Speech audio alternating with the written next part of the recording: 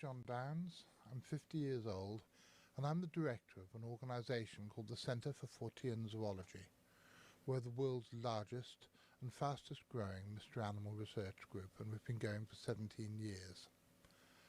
Last week, together with my wife Karina, aged 53, and my friend and colleague Max Blake, aged 19, I was in the west of Ireland, visiting an old friend of mine. And though it was primarily a social occasion, we did pay a visit to some lakes which were reputedly haunted by lake monsters. While we were there, we took some strange photographs and video of what do appear to be living creatures on the lake.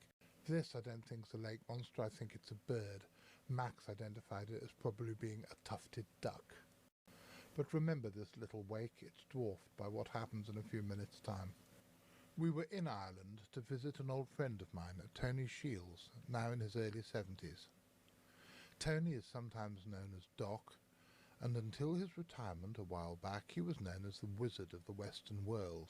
He's an author, playwright, stage magician, a surrealist, painter, filmmaker, and all sorts of other things. He is the nearest thing to a father that I still have living on this planet, and I love him dearly.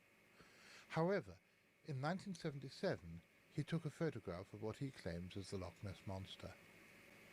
He was involved in a lot of monster-raising activities in the late 70s and early 1980s, and although he has been largely retired from the field for over 2 decades now, it really would be unscientific and unwise not to consider his part in what happened in the events in this video. Max was driving, and Tony spent the day being a tour guide for us. We drove around the Ring of Kerry and ended up at the 3 lakes of Killarney, the middle of which, Muckross, had been site of some monster sightings early in this present century. I never for a single moment thought that we were ever going to see anything, but Tony, in his broadest Irish accent, told us to hold our wisht and watch the water and see what happened. Some of what we saw, like these ripples, were almost certainly just made by large fish, maybe salmon, but others weren't. Some were far more problematical. In the top right-hand corner of this frame you can see what appear to be white objects moving underneath the water. However, they're too vague to be certain of anything, but they are irresistibly reminiscent of photographs and film produced earlier this century on Loch Ness of what appear to be an immense white eel. Indeed, I personally saw something about 3 minutes before we started to film, which looked just like that.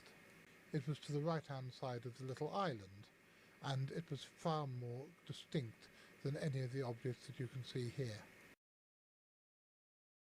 But we filmed them, and whatever they were moving slowly towards us. They looked animate to me, and in fact they were easier to see with the naked eye than they are on this film. But the very fact that they show up as digital images would suggest that they are 3-dimensional and solid, rather than just a trick of the light.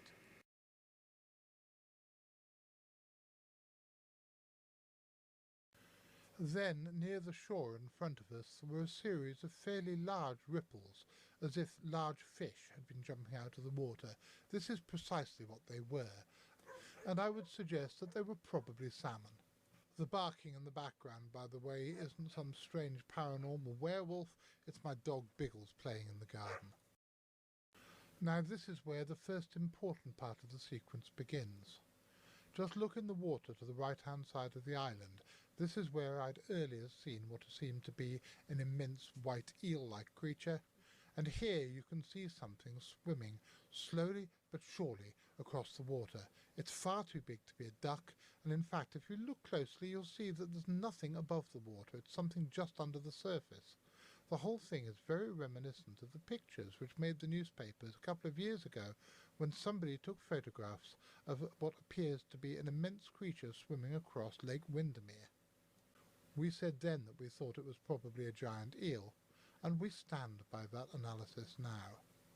Indeed, we believe that most of the monsters of monster-haunted lakes across the Northern Hemisphere, in North America, Northern Europe and Northern Asia, are just that, enormous eels, probably mutants of the known species of eel, which for some unknown reason have become immense in size. These are just more large ripples from fish jumping, Remember that the fish must be quite sizable because we are over a quarter of a mile above the water here.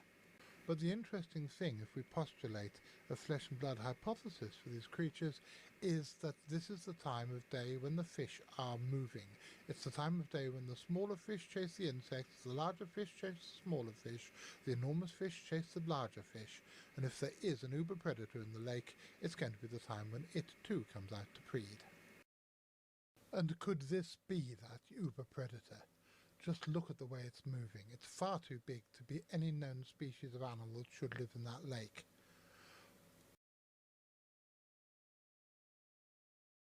As Max zooms back, you can see quite how far away from the lake we are, but then he zooms back in again and you can see how the creature, whatever it is, has turned round and made an enormous splash. We were all massively excited by this and didn't really know what to do. That is, except for Tony, who'd seen things like this before on many occasions and remained remarkably calm. They're moving, we shouted. Yeah, and why wouldn't they? Tony asked with a grunt, seemingly taking delight in the fact that we were getting so wildly excited about something which he just took for granted.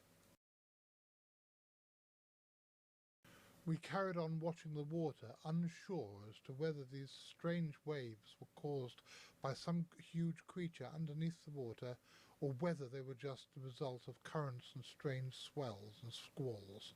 And then something utterly extraordinary happened. Look at this. You can see something large and dark and very, very fast, moving like a torpedo and leaving something like a torpedo trail in its wake as it zooms right towards us and then bears to the right. I've never seen anything like this before in my life, and it's difficult to know how to explain it. I've been lucky enough to spend a lot of my adult life on the track of unknown animals. I've seen things before that I was unable to explain, but I've never encountered anything like this, and certainly never been able to film it. In my opinion, this is one of the most important pieces of film of an anomalous object on a UK or Irish lake that has ever been taken. Probably the most important one ever to be taken on a lake in Ireland. This film has been completely unedited and unmessed around with, and for the record I used Cakewalk Guitar Tracks Pro version 2 and Magic's Movie Edit Pro version 14 to add the commentary and delete the original soundtrack. Apart from that, I have done nothing to the film.